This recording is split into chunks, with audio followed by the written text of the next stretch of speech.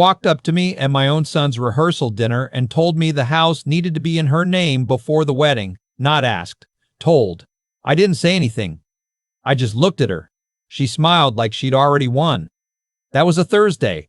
The wedding was Saturday, and I had no idea that 48 hours later, I'd be standing in a hotel parking garage making the most important phone call of my life. Let me back up. My name is not important. What's important is that I spent 31 years building a commercial roofing company from a single truck and a used nail gun into something that employed 63 people at its peak. I did it in Tulsa, Oklahoma, which is not a glamour city. But it's a real one. People there shake your hand and mean it. Or at least, that used to be true. My wife, Patricia, she was with me through all of it. The lean years in the early 90s when we ate spaghetti 4 nights a week and called it Italian Week so our son wouldn't feel the pinch. She kept the books for the first decade before we could afford an accountant. She answered phones, scheduled crews, argued with suppliers. Patricia was the reason we made it. I just carried the lumber. We lost her 6 years ago. Pancreatic cancer. 11 weeks from diagnosis to funeral. I don't talk about that part much because I still can't do it without my voice doing something I'm not proud of. After she was gone, it was just me and my son Garrett. He was 32 at the time. We'd always been close, the way fathers and sons are close, when there's only 2 of you left and you're both trying not to fall apart. I sold the company 18 months after Patricia passed. The grief had hollowed me out and I couldn't run it the way it deserved to be run. I walked away with enough to be comfortable for the rest of my life, and I put a portion of it into a piece of property I'd always wanted, a 3-bedroom house on Lake Keystone, about 40 minutes outside Tulsa. That was going to be my retirement. Mornings on the water, a boat I named after Patricia. Quiet. Garrett came around on weekends. We fished. We watched football. We grilled things that were probably bad for us. And then he met Sienna. I'm going to be careful here because I don't want to sound like a bitter old man who blamed his son's girlfriend for everything. That's not what this is. The truth is more uncomfortable than that, and it starts with me. I liked Sienna at first. She was sharp, quick with a joke, worked in pharmaceutical sales, and was very good at it. Garrett brought her around after about 3 months of dating, and she shook my hand firmly and looked me in the eye and said she'd heard a lot about me. I thought, this one's got some backbone. Patricia would have liked her. What I didn't notice right away, what I should have noticed, was how quickly things shifted. By month 6, Garrett was calling me less. Not dramatically, just the calls got shorter, more surface level. He stopped coming to the lake alone. When they came together, Sienna always seemed vaguely bored. She'd sit on the dock scrolling her phone while we fished and then suggest they head back early because she had a work thing on Sunday.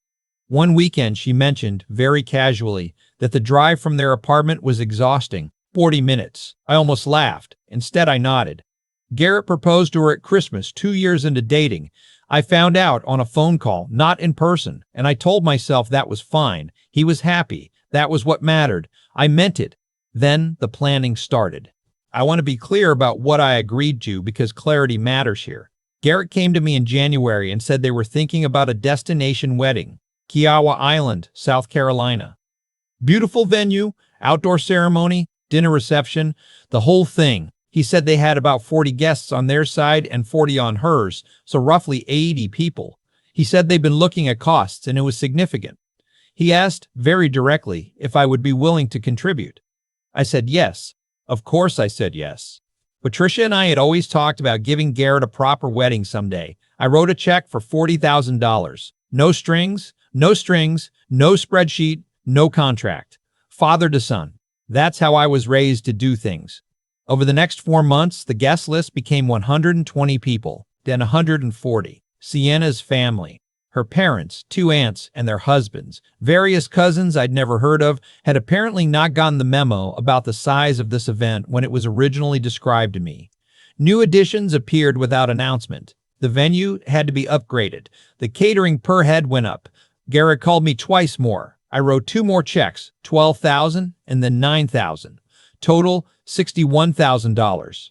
I'm not saying that to complain about the money. I'm saying it because you need to understand what I was working with. A moving target that nobody seemed to feel obligated to keep me informed about. Garrett seemed embarrassed each time he called. Sienna never called.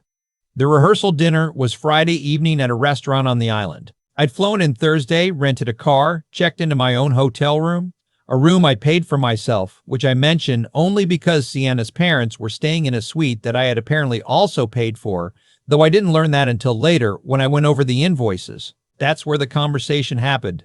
The one I told you about at the start. I was at the bar getting a glass of bourbon when Sienna appeared beside me.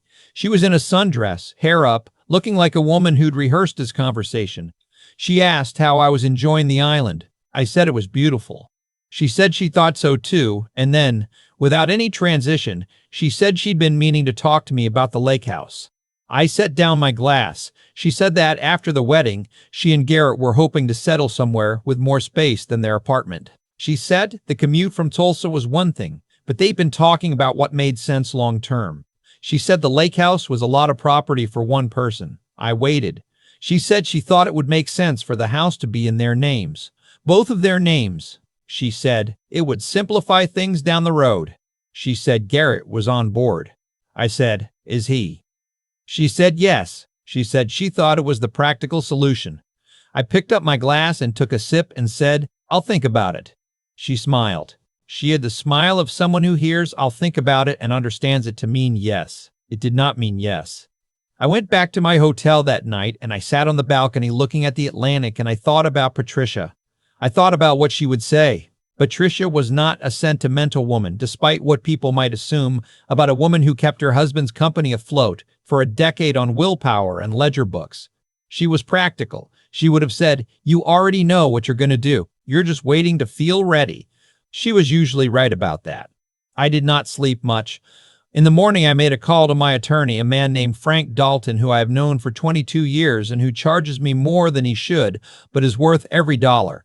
I told him what had happened. I told him what I was considering. He listened. When I was done, he said, tell me when you want to pull the trigger. I told him not yet. Let the wedding happen. I'd call him after. Saturday was a beautiful day. I'll give the island that. The ceremony was outdoors, afternoon light, ocean in the distance, all 140 guests seated in white chairs. Garrett looked like his mother when he was happy, something around the eyes. I sat in the front row, and I kept that to myself. The reception was at the same venue, dinner and dancing, a band that was genuinely good. I had done what any father does, paid for the thing, showed up, behaved myself. I was standing near the edge of the reception tent about 2 hours in, talking to my brother-in-law, my late wife's brother Hank, when Garrett found me. He pulled me slightly aside. He looked like a man carrying something he'd rather put down. He said Sienna had talked to me last night. I said she had. He said, so you understand what we're asking. I said, I understand what she asked. He said, Dad, it just makes sense. You're out there alone. The house is huge. I said, Garrett, it's your wedding day. Let's not do this here. He said, she just wants to know it's settled. And there it was. She wants to know, not he, not we, she. I looked at my son who I taught to fish, who I drove to every baseball game for 6 years, who I sat with in a hospital waiting room while we learned that his mother was not going to make it. And I said, the house is mine. I built it for your mother and me. It is not available. He stared at me. And then he said something I was not prepared for. He said, you're doing this on purpose. You've never given her a real chance. I didn't respond to that. I went back to Hank. 20 minutes later, Sienna came to find me herself. She did not approach me slowly or quietly. She came with purpose, a champagne flute in her hand, and she stood in front of me in the middle of that tent, and she said in a voice that was not quite a whisper, Garrett said you refused. I said, I did. She said, I think you need to reconsider. I said, I don't. Her jaw tightened. She said, you know what your problem is? You've been holding on to that house like it's some kind of shrine. Patricia is gone. She's been gone. It's time to let people who are actually alive use what you've been hoarding. That landed differently than she probably intended, not because it hurt me, though it did, but because of the word she chose, hoarding. My wife's name in her mouth like that, weaponized, thrown at me in the middle of my son's wedding reception in front of a room full of people. I said very quietly, you should walk away right now. She said, or what? I looked at her. I didn't say anything. She put her finger on my chest, just a tip, a tap, the kind that's meant to punctuate a point, and she said, "You are a selfish, bitter old man, and Garrett is finally starting to see it." Then she turned and walked away. The champagne flute was still in her hand. She hadn't spilled a drop. "I'll give her that." Hank put his hand on my arm. He said, "You okay?" I said, "Yeah." I straightened my jacket. "I need to make a phone call." I walked out through the side of the tent to the parking area. It was dark by then, warm, the sound of the band behind me and the ocean somewhere further out. I called Frank Dalton. He answered on the second ring, which is one of the things I appreciate about him. I said, "Pull the trigger." He said, "Tonight?" I said, "First thing Monday." He said he'd have the paperwork ready. Here is what Frank had waiting for me on Monday morning. First, a formal property protection trust, which we'd actually been discussing for 2 years before any of this happened. Something I'd set up to shield the lake house from any future claims. My name only, held in trust, unassailable. Second, a restructured estate plan. Garrett had been listed as my sole beneficiary for everything. That changed. I established a charitable remainder trust, a vehicle I'd learned about when we were doing estate planning after Patricia died. That would, upon my passing, direct the majority of my assets to a scholarship fund in Patricia's name at the University of Tulsa, where she got her accounting degree. Garrett would receive a reasonable sum, not nothing, but not the lake house, not the investments, not the company proceeds I'd been carefully stewarding for 7 years. Third, I wrote a letter to Garrett, not angry, not dramatic, just honest. I told him I loved him. I told him I understood that marriage changes a man's priorities and that I didn't begrudge him that. I told him what his mother meant to me and what the lake house meant to me, and that I had never, in 31 years of building something from nothing, made a financial decision under pressure from someone who hadn't earned the right to pressure me. I told him the door was always open, but the house was not. I mailed it Tuesday, certified mail. I kept a copy. On Wednesday, Sienna called me. I didn't answer. On Thursday, Garrett called. I answered that one. He was angry at first, the way young people are angry when they realize a situation has moved without their permission. He said I was punishing them. I said I wasn't punishing anyone. I said I had made decisions about my own property and my own estate, which I was entitled to do. He said I was being vindictive. I said I had been patient, generous, and direct. In that order, and that the response to my directness had been a woman putting her finger on my chest at a wedding reception and calling his mother's memory hoarding. Silence. Then he said, "She said she tapped your arm." I said, "Garrett," more silence. He said, "I didn't know she said that about Mom." I said, "I know." We talked for 45 minutes. I'm not going to pretend it was easy or that we ended the call with everything resolved. We didn't. But my son, the one I know, the one who sat in a hospital waiting room with me, he was in there. I could hear him. I don't know what their marriage is going to look like. I don't know if Sienna will change or Garrett will find his footing or if the call I got 2 weeks later from her, the one where she was suddenly very warm and apologetic and wanted to start fresh, was genuine or tactical. I told her I appreciated it. I told her I wished them both well. I told her that I was not, under any circumstances, revisiting the conversation about the house. She said she understood. Maybe she did. The lake house is quiet this time of year. The boat needs a new bilge pump, and I've been putting that off. There's a pair of herons that fish off my dock every morning around 7, and I started leaving a little earlier so I don't spook them. Patricia would have named them. She named everything. I am 64 years old. I have buried my wife and sold my company and written a very large check for a wedding where I was told in so many words that I was in the way. And I am still here, still at the dock, still watching the water. I don't need anyone to feel sorry for me. That's not why I'm telling you this. I'm telling you because there is a version of this story where I cave, where I'm standing in that parking lot after the worst moment of the night, and instead of calling my attorney, I call Garrett and I apologize for making things difficult, and I tell myself it's just a house. There is a version of me that hands over the keys to keep the peace, and then spends the rest of his life visiting his own memories on someone else's terms. I know that man. I've seen him at church, at the hardware store, at the diner on Tuesday mornings. Good men who spent a lifetime building something and then signed it away because they couldn't stand to be called difficult. I refuse to be that man. Not for pride, not for stubbornness, not because I'm a bitter old man hoarding a shrine. Because Patricia worked too hard. Because $61,000 had already left my account without a single thank you. Because a woman who had known me for 2 years put her finger on my chest and used my late wife's name as a weapon, and she did it in front of 140 people and then walked back to the dance floor without spilling her champagne. I decided a long time ago that I will not be moved by people who have not earned the right to move me. The trust is filed. The estate is settled. The herons are on the dock.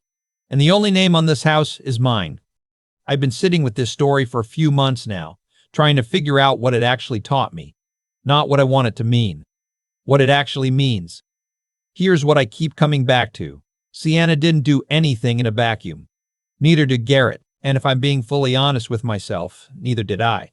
I spent 31 years building a company by making hard calls. I knew how to read a bad contract. I knew when a supplier was trying to take advantage. I knew the difference between a negotiation and a shakedown. But with my own son, I kept writing checks and telling myself it was love. Maybe it was. But somewhere in there, I also stopped paying attention. I stopped noticing the calls getting shorter. I stopped asking questions when the guest list doubled. I let things drift because it was easier than the conversation. That's not love. That's avoidance dressed up as generosity. What happened at that wedding? Sienna's finger on my chest, my wife's name used like a weapon. That was the moment the drift ended. Not because I got angry. I didn't. Not really. I got clear. There's a difference. Anger wants to punish someone. Clarity just wants the truth. And the truth was simple. I had spent $61,000 and received no accountability, no transparency, and eventually, open contempt. That's not a relationship. That's a transaction where only one side knows the terms. The consequences Sienna and Garrett faced weren't something I designed to hurt them. I restructured my estate because that was the right thing to do with my own assets. Assets I had built that belonged to Patricia and me before they belonged to anyone else. The trust protecting the lake house had been sitting in Frank Dalton's files for 2 years. I just finally signed it. What looks like revenge from the outside is usually just a person finally doing what they should have done earlier. That's the part people miss about cause and effect. It doesn't always move fast. Sometimes it accumulates quietly, the way water gets into a foundation. You don't see the damage until something shifts. Garrett and I still talk. It's different now, more careful, more real, honestly, more honest than it was when I was writing checks to smooth everything over. Whether his marriage finds its footing is between him and Sienna. I genuinely hope it does. I'm not rooting against them, I'm just not funding them. What I want, if I want anything from telling this, is for someone sitting where I was sitting 2 years ago, watching the calls get shorter, watching the guest list grow, telling yourself it's fine to hear this and decide to pay attention a little sooner. Not because the outcome changes everything, but because you owe it to yourself to know what's actually happening in your own life. Patricia knew. She always knew. She was practical that way. The herons were on the dock again this morning. I left a little early so I wouldn't spook them. The water was flat and the light was good. I think she would have liked it.